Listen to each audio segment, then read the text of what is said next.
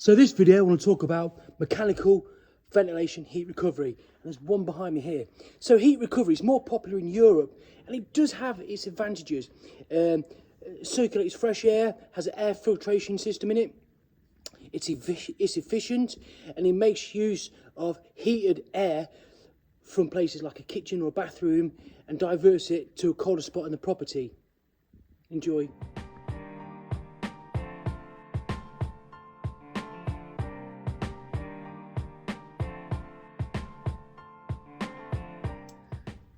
So the air intake looks quite good, it's all insulated, it's well clipped.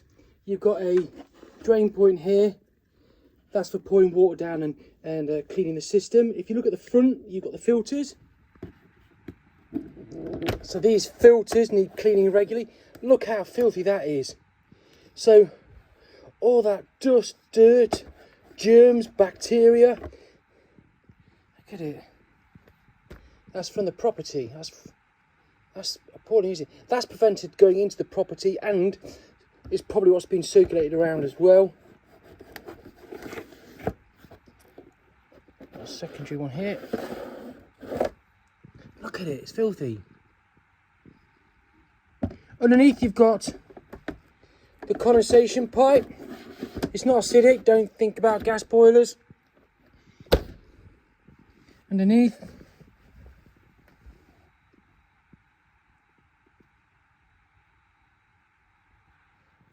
So when you consider it's getting fresh air from the outside and it's mixing that with the air that's warm from the kitchen, the bathrooms, and spreading it through to the colder spots of the house, condensation will form. So that's why you got the condensation trap as well.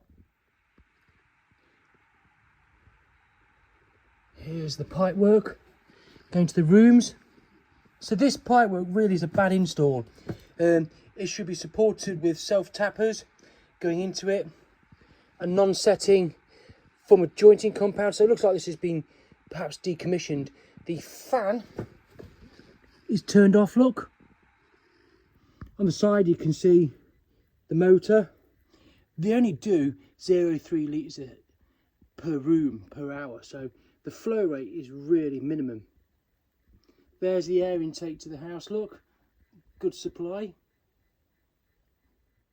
Here we have an RVT system. It's got the air circulation ducts outside. This could be a little bit better, this install. Flexible connections should really ideally be clipped every 600 because they can move as well. Get the condensation pipe as well. There's the flow and returns going to it. Got the filter on it. Electrically it's really simple. You've just got the on off. So let's have a look inside the heat recovery unit, and it really is quite basic. So you've got the pump inside, the flow and return, and basically it just creates a little copper heat exchanger there, and the fan is there just blowing the heat through the recovery unit. Really is simple. That fan, it's only 110 watts. There's the condensation pipe, look. So it comes down. Such wonderful technology, isn't it? So, now you've seen ventilation unit in the loft space, let's look at some technicalities behind it. About how it works, the calculations of flow rates, and installation key criteria. Enjoy. So, to understand mechanical ventilation, this is the symbol you need to read. Are you ready? That.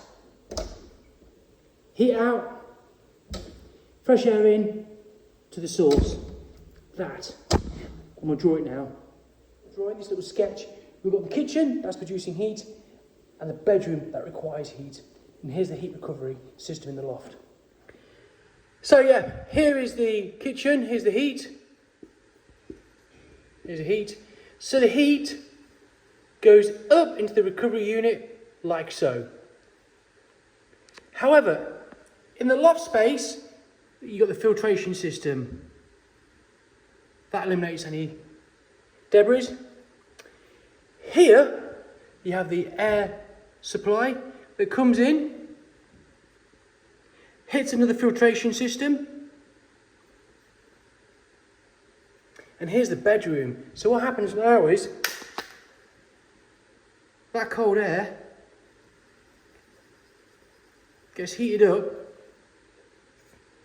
from the air from the bathroom, the kitchen, comes through into the bedroom. So the quick rule of thumb when calculating heat recovery units for the fans and the speeds is 0.3 litres a second, and you times that by the floor area. Here, the floor area times 0.3 litres a second, so it's 96 times 0.3 litres a second equals 29 litres a second. But now what we have to do is we have to convert the litres a second to cubic metres per hour. So let's talk about the heat requirements now of heat recovery in the system, which is slightly different to a heating system. For this, you need the capacity, specific heat capacity, but you also need a kilogram per metre for the system. Here goes. So, for the flow rate, we've got the floor area, which is 96, times 0.3 litres a second. So we've got that, which equals 29. 29 times 3.6, that's to convert to an hour. So that gives us cubic metres an hour, which gives us a flow rate of 104. So now we've got the flow rate of 104, let's see if we can work out the heat required for the property. So for this, the specific heat capacity, 1005 kilojoules, density of air, 1.2, and the delta T, the temperature difference, is 20. So then, for the final sum. So here we're going to the litres a second per metre.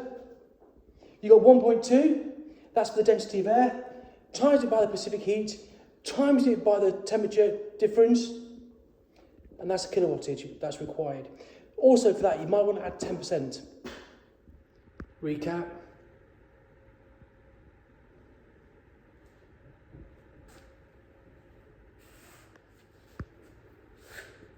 In, out.